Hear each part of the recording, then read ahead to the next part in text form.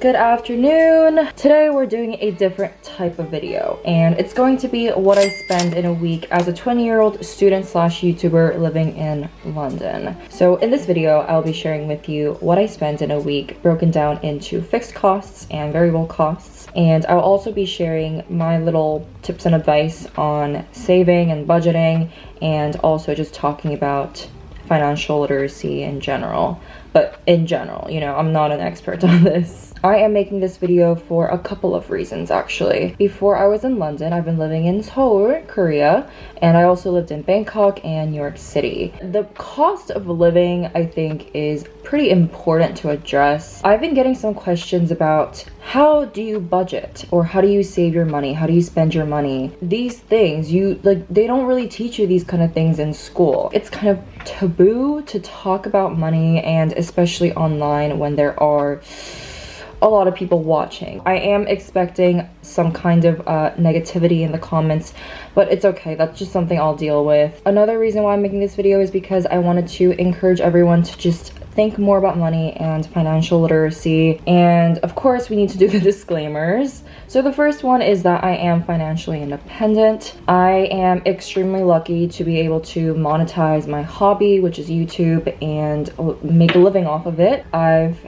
been extremely lucky with this because I can control how much effort I put into my videos or how many videos I put out, but I have no control over how many views or subscribers I get. And I also have been tutoring, teaching English the month I graduated high school. So I've had like 2 or 3 years of making my own money and like learning how to budget and save. A second thing is not really a disclaimer, but I will be doing all the conversions of the currency into US dollars just because it is the most universal currency. And last thing is that my spendings for this week is not an accurate reflection of how much I spend in a month entirely, because I do budgeting on a monthly basis. I don't really do it on a weekly basis. With that said, let's get into what I spend in a week. So let's do the fixed costs first. Let's do the biggest expense, which is rent. So my rent actually includes council tax, gas, utilities, water, Wi-Fi. It's also important to note that my rent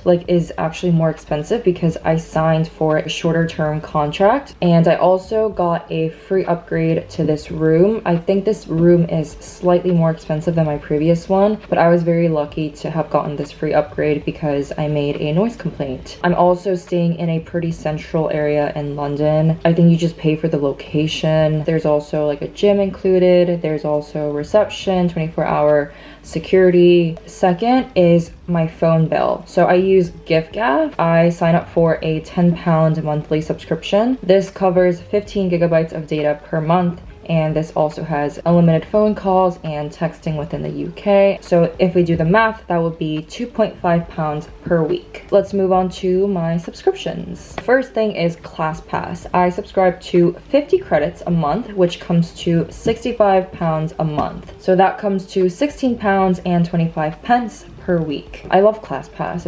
It's great. Next, let's move on to Spotify and Netflix. Well, I'm actually very lucky to be on a family plan, so I pay $0. Next, Nespresso subscription. So I drink anywhere between 2 to 3 cups of coffee a day. I need this subscription. This is my blood. I cannot function without coffee. But my Nespresso subscription is £25 a month. That comes to £6.25 per week. So if we add up all the fixed costs, that comes down to £399 per week. This is what is leaving my bank account every week, as I breathe. Okay, let's move on to the variable costs. So let's begin from Monday, February 7th. So this was the day I went on a solo date. So Monday, I made breakfast at home, and then I took the tube to Waterloo. So that was 1 oyster ride. And then I got a cup of coffee at Borough Market. That was £3. I went to Tate Modern, which is free admission.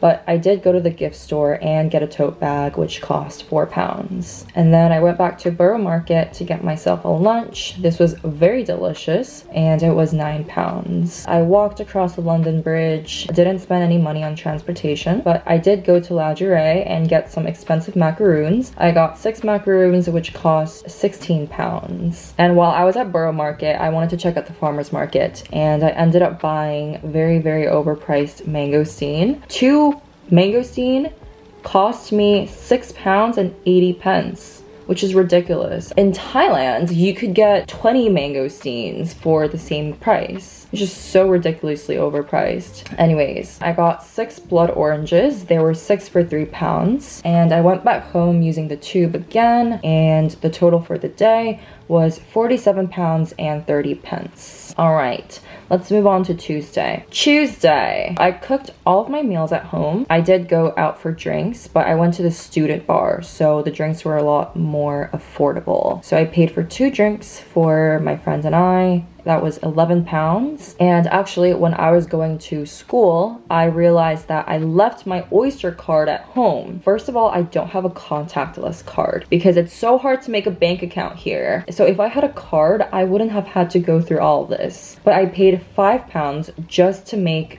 a new card. Literally had to get a new Oyster card because I left mine at home. And then I topped up the new card with £15, so I paid £20 in total for a new Oyster card. And then on the way back home, my friends paid for the Uber. So the total for Tuesday comes down to £26. All right, Wednesday. I also had no particular expenses this day. I stayed at home all day. I just went to the park and I did some work at home, so I didn't really have any expenses this day. But I did have a HelloFresh subscription. This did leave my bank account, and it was £22.53. And I also cooked everything at home. Thursday, I went to the gym. This was another work day because your girl was busy. But I did go to M&S to get some groceries, so that was £21.30. The previous week, I got a lot of groceries, like a lot. So this week, I didn't really have to get that much. And I don't really try that hard to save on groceries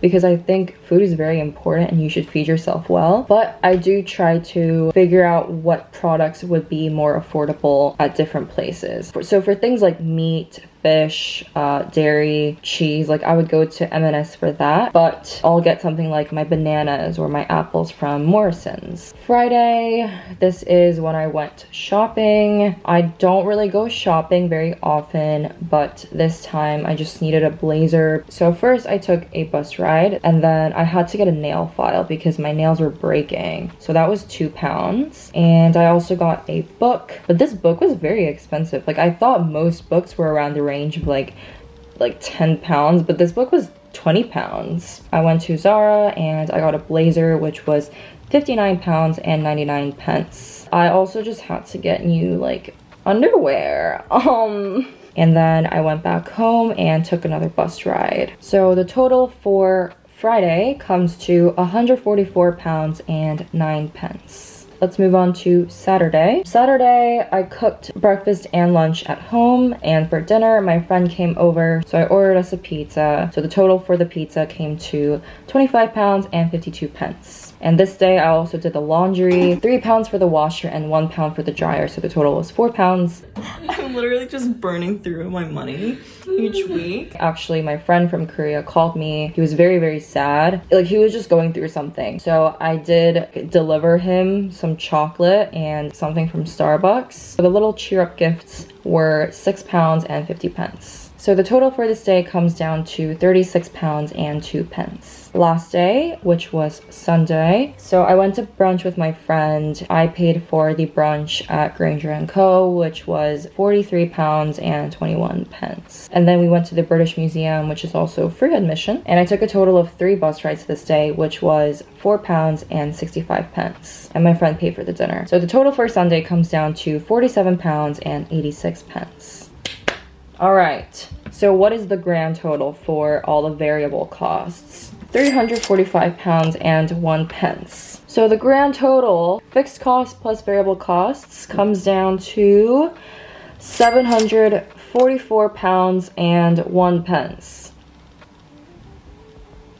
Yeah, so I think that was like, I would not like to spend that much. But again, like I do have a monthly budget. It's not like I'm gonna be buying a new book or going shopping every single week. So is it expensive living in London? I think so. I think it's kind of expensive. And then now let's talk about some tips for saving and budgeting. The first thing would be bookkeeping. Everyone needs to do bookkeeping. I use Notion to do all of my bookkeeping. On Notion, you can set up these categories. So these would be eating out, entertainment, shopping, transportation, beauty, travel, etc., health, YouTube, tech, groceries, drinks, home, learning, and gift. And I also think it's good to set a monthly cap, a capacity for each category. I've been doing this for over a year now. I do it on a monthly basis and also on a yearly basis. And this is just so that you have a general idea of what your cash flow looks like. Another thing is that understand that you will have some unexpected costs. This is the importance of saving. You never know when there's going to be an emergency. Unplanned expenses come up all the time. Another tip for saving your money is making a list for the things you're going to buy. I do this when I go grocery shopping. I get really tempted. I'm like, oh, like these cookies look so good. Oh, like I want this, whatever. Just making a list really helps you cut down on those unnecessary extra purchases. So you just get the things that you need and you leave.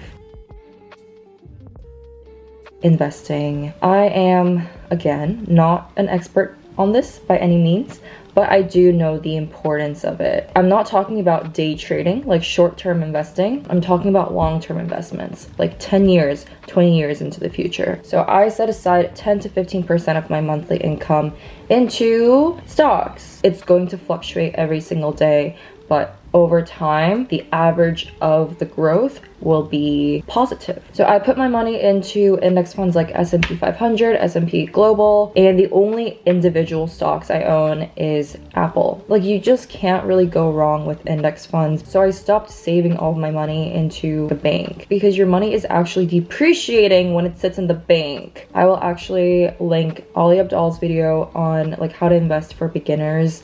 I found so much value in that video. And then the second thing is thinking about the opportunity cost of certain things. For example, if I decide that I want to order in something or eat out, I just feel like the 1 hour I could be spending cooking could be put into doing work or studying. That 1 hour put into work is a lot more valuable than like 15 to 20 pounds that I might spend on a dinner. So I think this will be the end of the video. I hope it was somewhat helpful, useful, but I just wanted to encourage everyone to think more about money and budgeting and financial literacy if you have not done so already. Once again, thank you so much for watching. I hope you have a great rest of your day, and I'll see you in my next video.